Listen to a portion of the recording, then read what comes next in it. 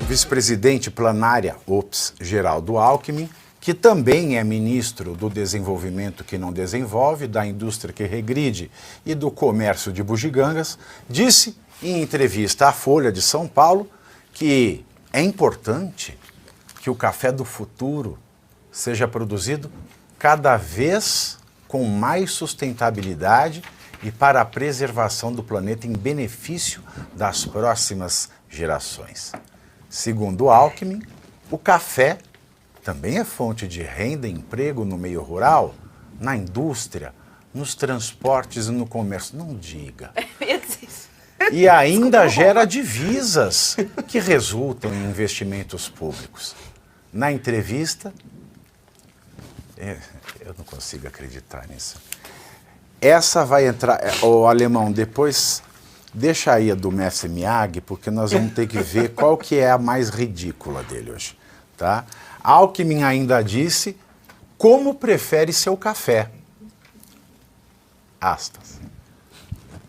Certamente, o café coado, daqueles passados na hora.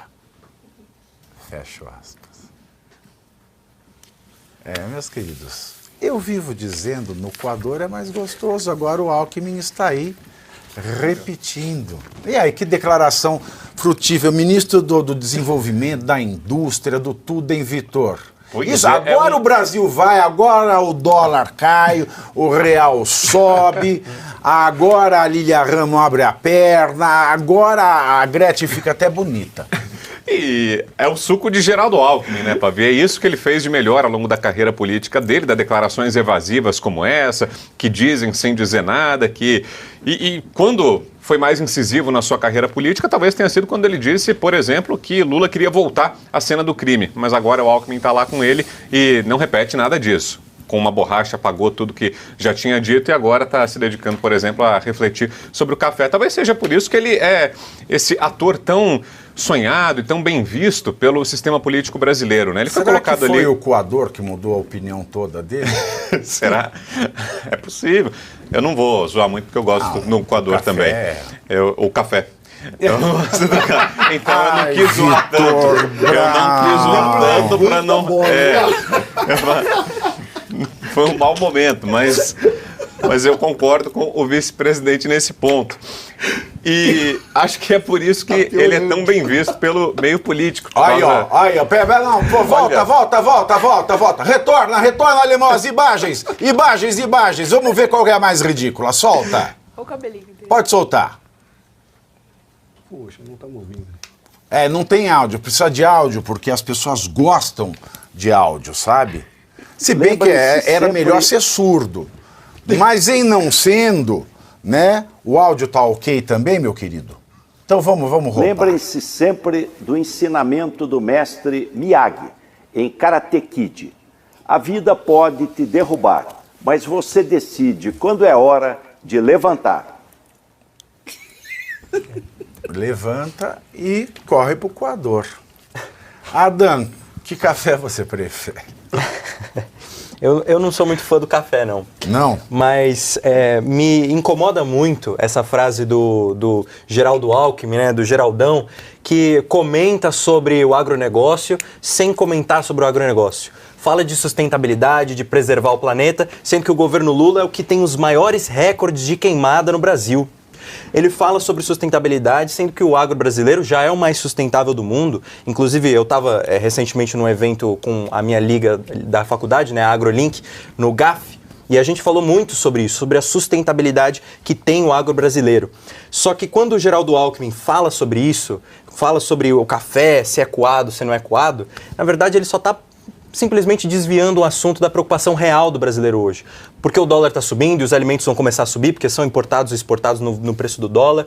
O que está acontecendo com o desmatamento, que a Marina Silva culpa o Bolsonaro, o que está acontecendo com o Lula, que cada vez está mais o Biden da Silva, né? Cada vez mais gaga, não sabe mais nem o que fala. Enquanto as seriedades estão sendo procuradas pela população, ou seja, enquanto a população quer saber as respostas de verdade, o Geraldo Alckmin apenas agradece. E a hora de subir, a gente que escolhe, né? Então ele escolheu que a hora do dólar subir é agora, por isso que o dólar vai subir. Ó, tem aqui uma chateira, chama Silva Silver, falou, ó, isso não é programa para família tradicional. Eu vou te recomendar, minha filha, se você assistir, tem a Canção Nova, tem a TV Aparecida e tem a Rede Vida, porque criança não tem que ouvir de política brasileira. Isso não é para a família tradicional. Ver inquérito, indiciamento de gente que não cometeu crime, isso é pesado. Isso é antifamília. Agora, se você quer ouvir oração, tem aí, ó, Canção Nova, TV Aparecida e Rede Vida. É só mudar, tá? Agora, desculpe, se você não tiver dedo para mudar, aí foi uma falha minha. E também eu queria mandar um beijo. Lembra a Neuma que ficava me xingando no Pingo nos Is? Ela voltou? Ela voltou aqui. Ah, não. Lembra da Neuma, que eu Neuma falava ou com Nelma? ela? Neuma. Neuma? Eu lembro Lembra dela? Todo dia no Pingo nos Is ela me esculachava, Tayane. Neuma, que saudades de você. Eu vejo que você ainda não tirou atraso, hein, O ódio é fiel, né? Professor Marcelo Suano, na cápsula ou no coador? Não tomo café, eu não gosto muito de café, não. Mas se tomasse, eu tomaria o café da vovó. Eu não sei se é esse que ele está falando aí, que Sua Excelência, o vice-presidente Geraldo San, que é assim que ele deve ser chamado. Ele é discípulo do Miyagi, o Daniel San já tem é o Geraldo San. Veja... Será que ele está falando para o povo brasileiro se acostumar com o coador? É bem possível. É bem possível. Porque o povo brasileiro hoje, meu filho, com esse bando de imposto que vem... Eu vou te dizer, Sua Excelência Geraldo San é um indivíduo que ele consegue configurar, ele consegue exemplificar de uma maneira muito clara a expressão de vergonha alheia. Com todo respeito a ele, deve ter sido um grande governador, certamente deve ter sido mesmo, ou o que quer que seja, deve ter sido um grande político, mas ele se tornou uma caricatura daquilo que ele projetava ser. Algumas pessoas chegaram ao ponto de dizer o seguinte, que ele está sendo um grande estrategista. E aí é que eu vou encerrar dizendo da seguinte maneira, porque eu discordo. E qual estratégia seria? Ele acredita que o governo Lula não vai ter uma grande continuidade, porque os absurdos virão, e ele apoiou apenas contando com a possibilidade de um impeachment do Lula e assumir a presidência da República, uma vez que o Brasil é um país cujos vice-presidentes assumem o poder com muita frequência. Mas tudo bem, se isso é verdade, primeira coisa, ele leu muito mal Maquiavel. Porque o Maquiavel dizia que não era o poder por poder, era o poder pelo povo, pela sociedade. Esqueçam de ler só o Príncipe, leiam o discurso da primeira década de Tito Livio. Significa o quê? Que ele primeira década do quê? Primeira década de Tito Livio. Que Tito Livio, que é o primeiro... que as pessoas vão querer ler, só que não. Que é a primeira... Que dá um ar de cultura. Não, mas é importante dizer isso, porque é ali que o Maquiavel fala o que é a liberdade, o que é um governo misto. Não é o Maquiavel do Príncipe, que é apenas alcançar o poder. Se as pessoas acham que ele foi um grande estrategista pensando na queda do Lula, eles devem ler. Aí, no Príncipe, lembrem-se de Agástocles, tirano de Siracusa. Alcançou o poder, mas não teve a glória. Você vê onde o professor Marcelo Suano chega? O homem na borra do café e ele citando uma bibliografia. Porque eu quero só dizer o seguinte, se ele fez tudo isso para chegar ao poder, ele não entendeu nenhum dos conselhos da política.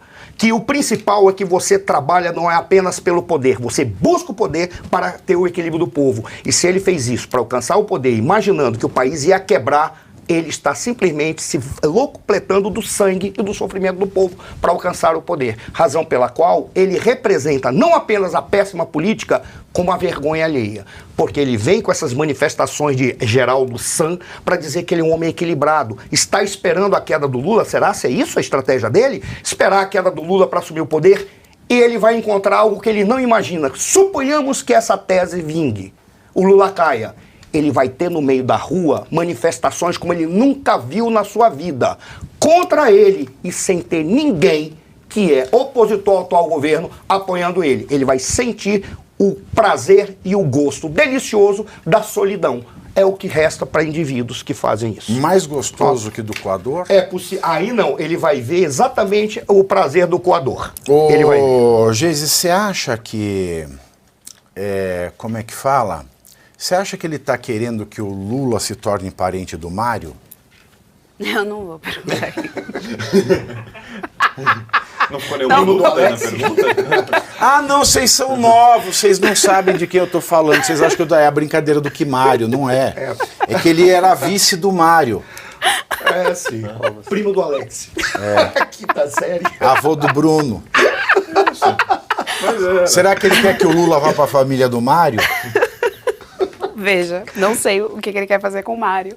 O que eu sei é que ele... Ai, vocês crianças não entendem essas piadas antigas. O armário é duplex.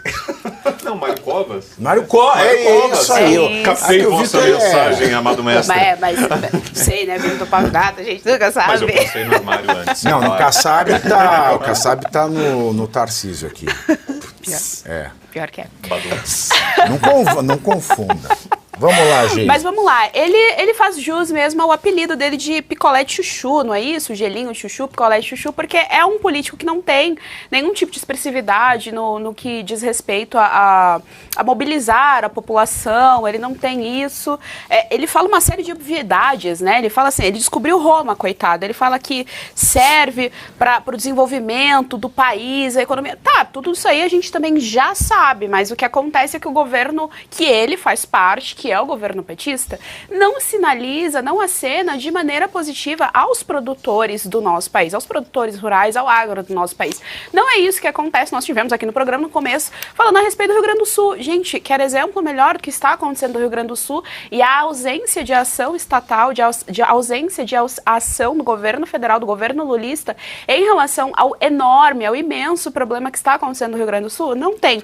E aí, mais uma vez, chama a atenção da audiência para a gente ficar muito esperto com os discursos que estão sendo ventilados por esses elementos aí do governo petista.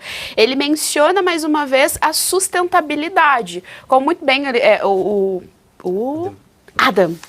Você tem o sobrenome difícil, eu ia falar por ele. Mencionou aqui... Adam Smith. É muito mais fácil, né? Mencionou... Que difícil, Geise. Está doida? Mamari. Corre risco de piadas. Não, mas quem o agro faz ele piada já aqui? é sustentável, o agro ele tem uma grande tecnologia, e embora toda a pressão que ele sofra, a pressão midiática, a pressão do governo, toda essa campanha difamatória que é feita, ainda assim ele sobrevive e é sim sustentável. Mas lembro, sustentabilidade tem a ver com aquelas pautas progressistas em dizer, em querer mudar o modo de cultura, o modo de viver do brasileiro. Não é uma preocupação ambiental, porque a gente viu aí a Marina jogando, né, panos quentes em cima do que está acontecendo aí em relação aos incêndios. O moda é o marido da moda? É. E o neutro é moda? É.